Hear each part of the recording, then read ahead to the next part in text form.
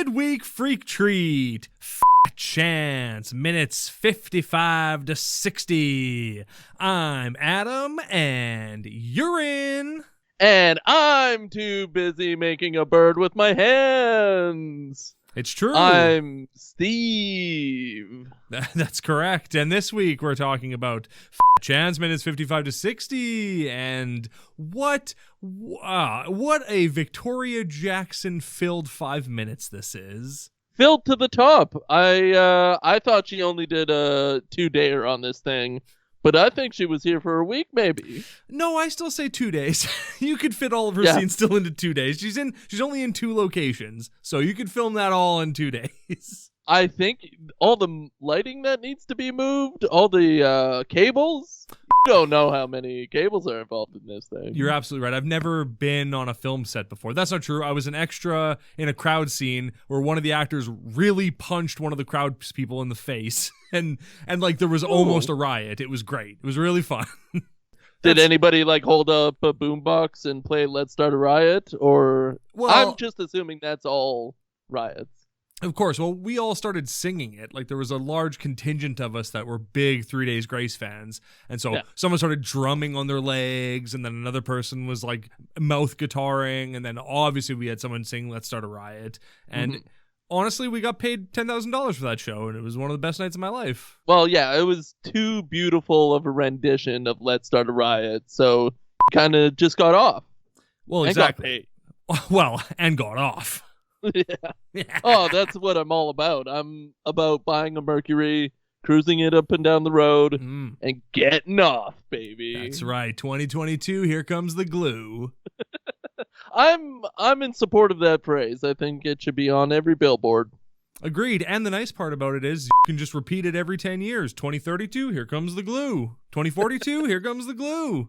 It works every time. It does work every time, almost every time, especially when there's a 2 involved. Oh, absolutely, yeah. 2023, new year, new P. See, it all just, it's so easy to just come up with the fun little slogans for each year. Okay, so I'm not supposed to start my new P this year. I should start it next year because it'll make more sense canonically. Correct, because this year is all about the glue, next year is all about the P. What is our podcast? What is our podcast? I feel like all we do is talk about pee and dinks and dingers. What are we? What is this that we're doing? Well, we're talking about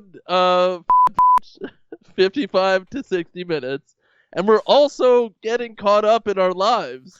And we want to know how to bring in the new year, and sometimes we have to bring up a new P. Twice in a row. New year, new P. Of course. That's on every t-shirt that is sold in Times Square on New Year's Eve. Pitbull himself hands them out.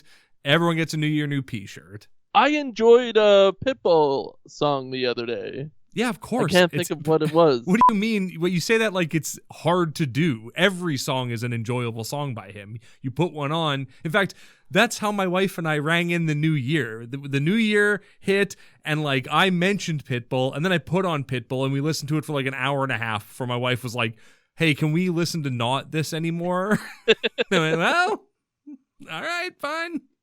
So you have a wife? Oh yeah, and I have a personally curated Pitbull playlist on Spotify, so don't worry, all the hits are on there. I see. I think I was listening to his theme song for Dune, I think was the movie that he did, and that was really good. Really got me into the Pitbull spirit. Of course, yeah. Denis Villeneuve or whatever, he was a big fan of Pitbull's contributions to the Gaudi soundtrack, and he was like, we need that on Dune, baby, and he brought it. So what did he do for the Gaudi soundtrack? Was he like, Gaudi, this one's naughty? Something like that? Yeah, of course. Throw in some Dales and some and you got a Pitbull song. It's easy. Yeah, I should get that to him. Should. We'll cut this clip. I'll put it on YouTube. I'll hashtag Pitbull, and obviously he'll find it. Okay. Make sure you make me sound pristine, though. I want to sound like a frickin' god. Oh, yeah. I'll juice your vocals. Don't worry. Maybe... Go ahead. Go ahead. As a Pitbull fan, I'm curious. Are we called pitheads? Is that what like Pitbull's fans are called? Yeah, I think so. Pitheads. Pitheads. Yeah, us and like NASCAR folks. That's what we were all called. It's all in the same banner. Well, I think You guys wanted to do something armpit related, but it just didn't work. Well, yeah. Well, I mean, putting people in headlocks essentially is making people pit heads. I mean, you're not allowed to call people pit heads anymore, but back in the 90s, everyone was a pit head as far as I'm concerned. What about little pitties? Oh, that's a good question. What about pit fuckers? That just makes sense. Little pitties. I like that. Itty bitty pity committee, Yeah, maybe a subgroup. Maybe like some angsty subgroup with like banderas and I don't know. What's a bandera? For your hat? Like pizza bread? Or bandera bread? I don't know. Bandana. Oh, yes, of course. Okay. Let's cut the bullcrap, okay? I really want to get to it. Jim Treliving over here, just hawking Boston pizza bandera breads. Can you tell us about your supper or what? Yes, of course I can. Because we're recording this on a Tuesday, I, of course, ordered an extra large Philly cheesesteak from Papa John's. Not yet a sponsor. It was delicious. And because I had $10 worth of Papa points, that pizza only cost me $4, baby. I'm living the dream. Boo, I spent more money in gas driving to the East End to pick it up because the one close to us hasn't opened yet, unfortunately. Yeah, the East End of Haiti is really blocked up this time of day. Well, and everyone was just getting off work. There's a congestion, you know what I'm saying? I was listening to describe your previous visit to Papa John's, and it was very sexual. I'm glad you didn't go that way this time. No, of course not. No, this time was this was all about just like enjoying a delicious meal from a dear friend. I went solo. My wife stayed here, and so I turned on the seat warmer and I put the pizza box on the seat so that it would stay warm on the drive home, which I think is kind of a life hack. I'm kind of a life hack guru, so feel free to take that with you, folks. I've never put my passenger seat on heated for fast food at all. That's a really good life hack. Yeah, man, that's like, take it. You're welcome. All the listeners out there, you're welcome. And if you feel like if that tip is good enough that you want to pay me, then, feel free to e-transfer some money to pureboyspod@gmail.com and no worries, all right? Maybe just send me some Papa John's coupons, whatever you want.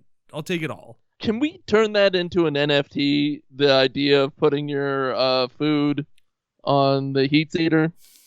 Yeah, I don't see why not. I mean, I feel like a non-fungible token could technically be anything, even the idea of turning on your seat warmer to keep your fast food warm. Calling it a seat warmer is a lot easier than calling it a seat heater, which is what I try to call it every time. Well, because it doesn't make it. Well, what it is a pizza warmer is what it technically is. I think that's what it was initially designed for, was to keep your pizzas warm as you drove them home. Yeah, at the dealership, the guy came up to me and I was like, "Hey, it's a pizza warmer." And you were like, "I love this Italian cart. I'm at little Italy here in Haiti." And he said, "Don't be racist. I'm from Canada." He said, "Get out of my way, my name is Giuseppe." And he hopped on a little scooter and rode away. Yeah, pepperoni, all the cheeses they talk about, blah, blah, blah. Yeah, blah, blah, blah, of course. Every Italian's name is pepperoni and salami. Everybody knows that. That's a fact. They might tell you their name is something else, but on their birth certificate, it's going to say pepperoni and salami on every single one of them. Yeah, they can say anything. They can even put anything on a business card. But when you check the real data, it's going to be pepperoni salami every time. Yeah, of course. Duh. Every child is born and they go, "What do you want to name them?" They go, "Pepperoni and salami. Mamma mia." But not the last part. Just the first part. Every child. That's a heck of a country. They got it going on. It almost feels like, why are you even asking? You know they're going to say pepperoni and salami. Just write it. Save the time. Save your breath. You only get 1,000,000 breaths in life. Don't waste them asking Italian parents a question you know the answer to. It's a tit for tat. You gotta have a little, ceremony in your life. And naming your child is one of these times. You're absolutely right. Yeah, it would be a dark world if a child is born and they go, "You've been assigned the name Pepperoni Salami," much like your sister and your brother and your neighbors and all the kids in your class. Now call yourself whatever you want. Pepperoni Salami. Pepperoni of Salami. Course is what they pick. Of course, yeah. That's a dear friend. That's a meatball. Hey, that's one big meatball, you know? A strand of spaghetti and one big meatball. That's gross. It is, yeah. Well, you know that baby is born with a Brahma bull horn around its neck. That's a fact. Born with a Brahma bull, named Pepperoni Salami. That's life. That's Italia. That's Italia. That's Little Italy and Haiti. Little Italy and Haiti. That's tough to say. You say it 10 times fast. I bet you can't. I can't. I tried to say it 1 time fast, and it didn't work out too well. It's fun to say, though, Little Italy. It's just you feel... Little Italy. Little Italy. It's a fun... Well, when you let it just fall out of your mouth like that, it's fun. Mm-hmm. Yeah, we yodel it out.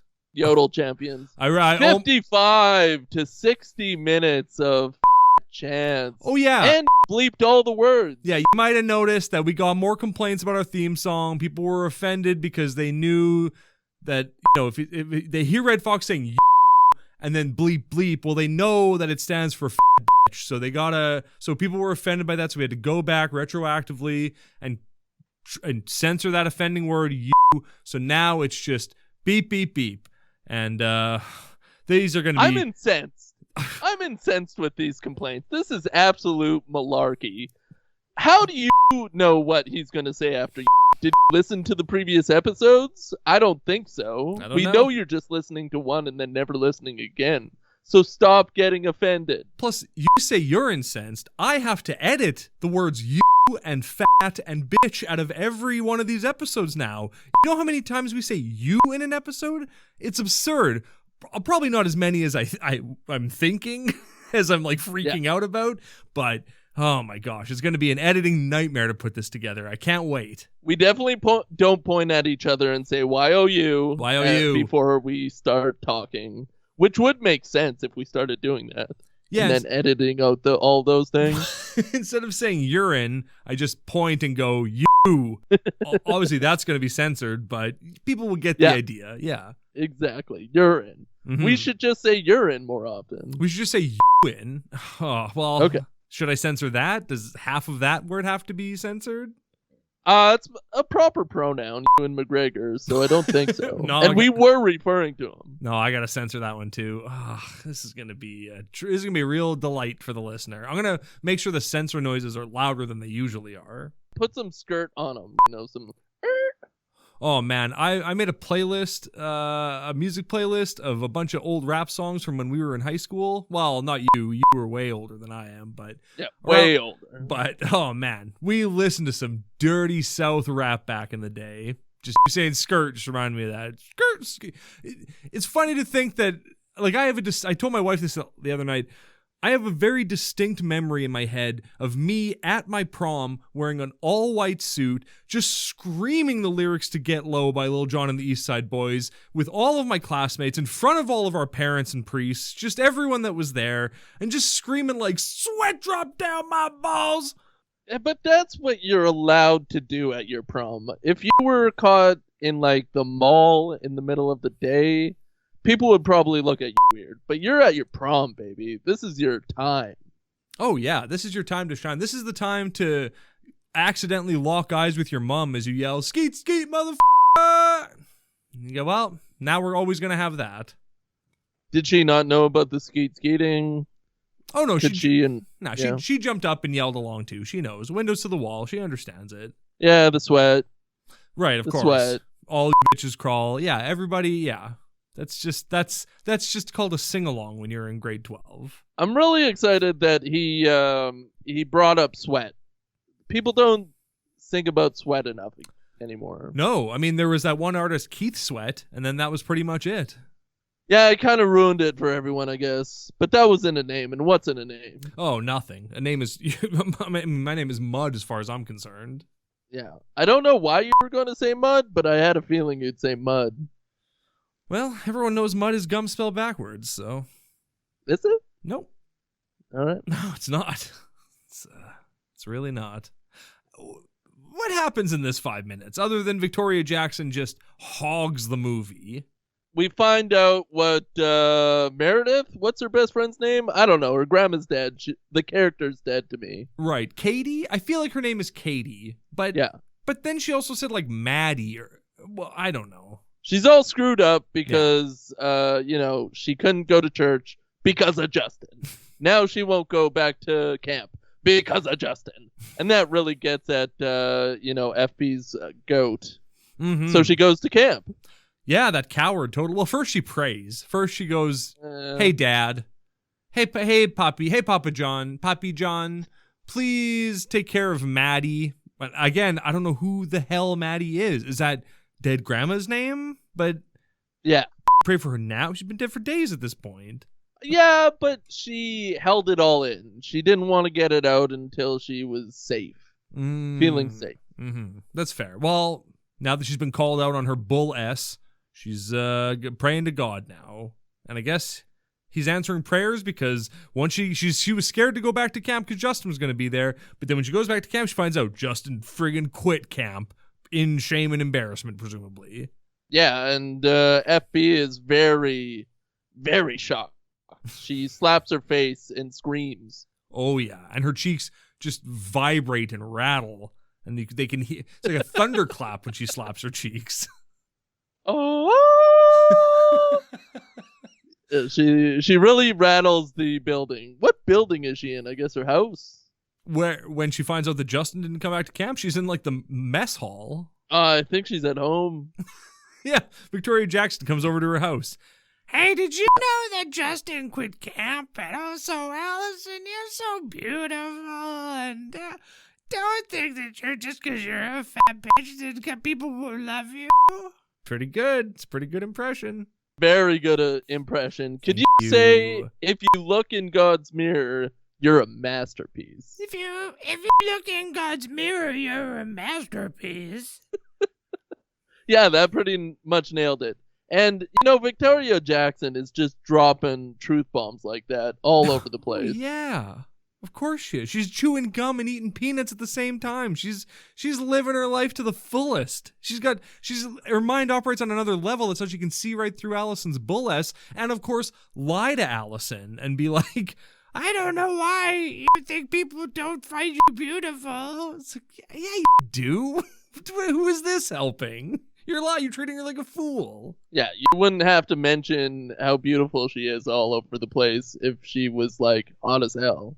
Right. Yeah, if she was anyone else, you wouldn't have to be like, here's constant reassurance. Is this a good... Should we write Victoria Jackson and tell her that I'd be willing to dub all of her lines in future releases? Yeah, talking for her really isn't necessary anymore, is how we should title it. Your days of talking are over. That's the start of a new scam, I think. Or, a rightful business. Yeah, or the opening of a door that leads to our eventual incarceration. Nah, we're good. We're never getting incarcerated. That's right. I'm never gonna die. Wink. I'm gonna get uploaded to a computer, I think. That's a cool idea. Yeah. Just to be in the computer? Or would you want to be in a robot? I'd be into a computer for a little while, just like if they created virtual space for me to hang out until they could build me a robot. That'd be dope as hell. But you'd go in the computer first and then you just live in there? How would you know when the robot was ready? How do you know they just never take you out? I have internet, baby. I'm in a computer. Oh, okay. So you're talking about like a Lawnmower Man situation, a movie that we should have watched on this podcast. But so where you become a techno god and you ascend through the internet. I wouldn't know. I haven't seen the film. No, you wouldn't know, would you? No. I hope you take that to the grave and you just suck on that salt for the rest of your life. I just want you to know that on your deathbed, when you're busy trying to read the whole Bible, I'm going to be showing you Lawnmower Man on a portable DVD player. I'm going to hold your eyes open with my fingers because you'll be too weak to stop me, and I'll make you watch the story of Job and Pierce Brosnan. Could you do me a huge favor? Yeah. when I'm dead and gone Sure. and hopefully buried in the ground, could you pee on my grave? Oh my god, what is this show? What are we? Who are we as men? We're good men, and I want this to happen. How often do you need me to do it? Just once. I just want one. I would prefer you to take a swig of like a Jack Daniels bottle while you're doing it, Right. like half empty. You don't have to drink that half. I just want the slush. Okay, yeah. I want the slush to happen. Can I drink a jar of like asparagus juice? Like a mason jar worth of asparagus juice? It could be anything as long as it's dyed with iced tea. Oh yeah, no problem. Of course. Yeah. I'll mix I'll do a Jack Daniels asparagus juice cocktail, and I'll drink that. I'll drink that out of a 4-liter jug, a half-filled 4-liter jug, and then as they're throwing the first handful of dirt onto your grave, I'll of course fill in the gaps with some stinky hot urine. That sounds acceptable. I don't know. It doesn't seem like your heart's in it. I'll ask somebody else. Yeah, ask your wife. No, she doesn't have the equipment. She's going with you at the same time. What am I going to bequeath her a funnel in the death? Oh, bequeath her a funnel, you know what I'm saying? What? Yeah, well, hey, you started us down this path, so sorry. I didn't. Sorry you didn't like where this ended up. I didn't. You did. No, you brought up graves. You brought up peeing on them. No. You basically talked about the whole thing. No. I just put the pieces together like a mastermind. Well, I mean, you are a mastermind. I'll give you that. And you're the owner of Mastermind Toys. Everybody knows that. And I'm really proud of you and how far you've come and everything you've accomplished. Mastermind Toys give Mastermind joys. Yep. They are a sponsor, and that was an ad, so it was good. Yeah, they'll cancel. Nah, they got it. Use promo code SORBO for 99% off all your purchases. I wonder if you could get sued for using somebody else's name as a promo code for your company. I mean, we could just use the promo code SORBRO. Yeah. No, I don't think he'd really have a leg to stand on in a case like that. He might. He might have a couple of legs. He's got very fancy lawyers.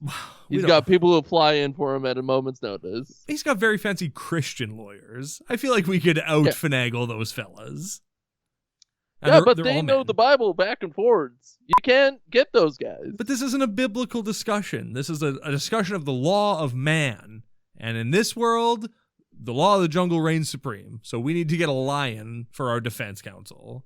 A lion? Like Simba? Sure. Or Nala, or, Rafiki, anybody. It's all good. Any animal from that movie's fine. That's the monkey.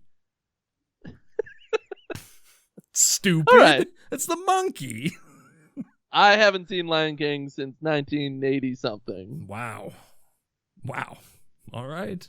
Well, you're missing out, because Beyonce's in the new one. Yeah, but I don't want to take it down that road.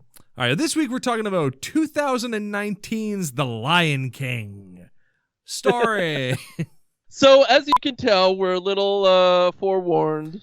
No, not forewarned. Yep. We're a little over Fat Chance. Yeah, we hate Fat Chance now.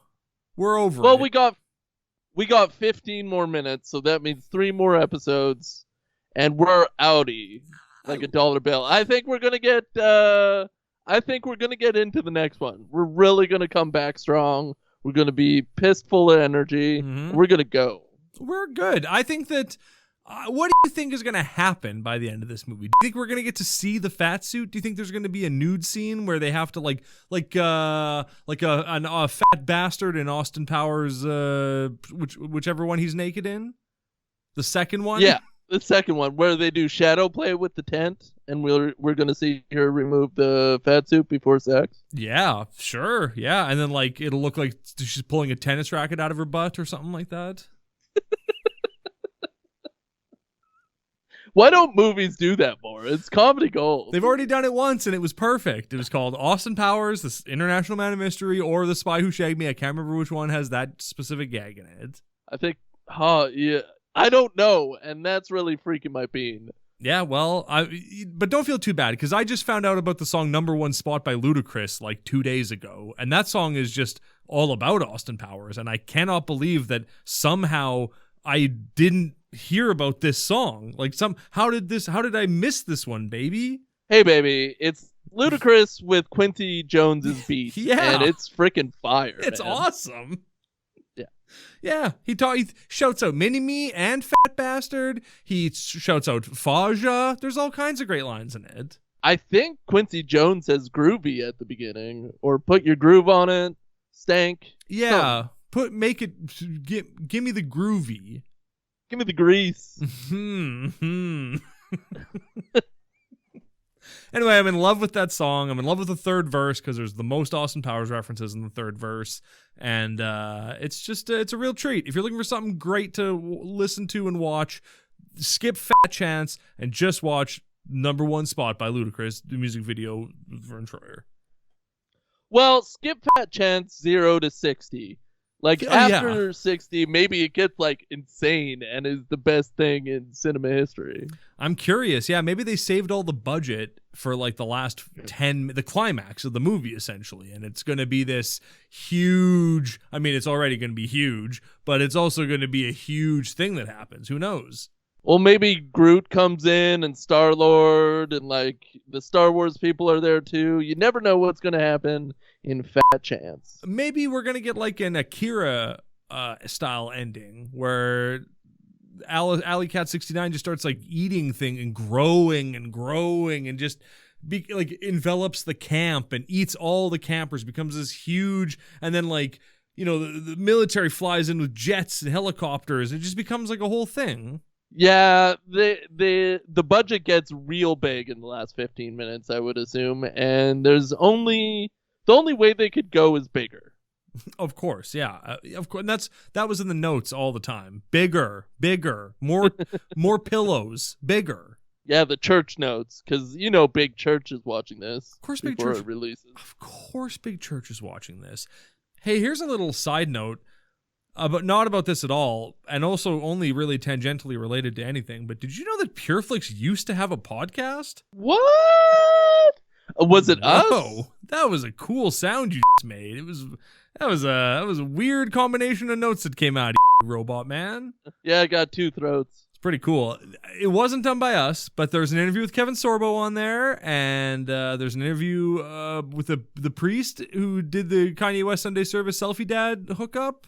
And all kinds of great interviews in there. So I think our next midweek freak treat should be listening to and reviewing all 6 or 7 episodes of the PureFlix podcast. As soon as we're done with Sons of Thunder, I'm all for it. Oh, but we have the first season of Sons of Thunder. We have the second season of Sons of Thunder. We have the first season of the spin-off series, Sons of Glory or something like that, or I don't know, something like that. We have so much motorcycle drama to get through. I can't wait. I just feel like our fan base is just going to go ape if we don't finally get to it. Yeah, you're absolutely right. We've been teasing Sons of Thunder for too long, and now that the new season is finally out, it's time to watch the whole thing and get through to it, and just finally, learn about God through someone relatable, like a biker. Yeah, there's going to be a lot of praying, a lot of forgiveness, and hopefully a lot of bikes.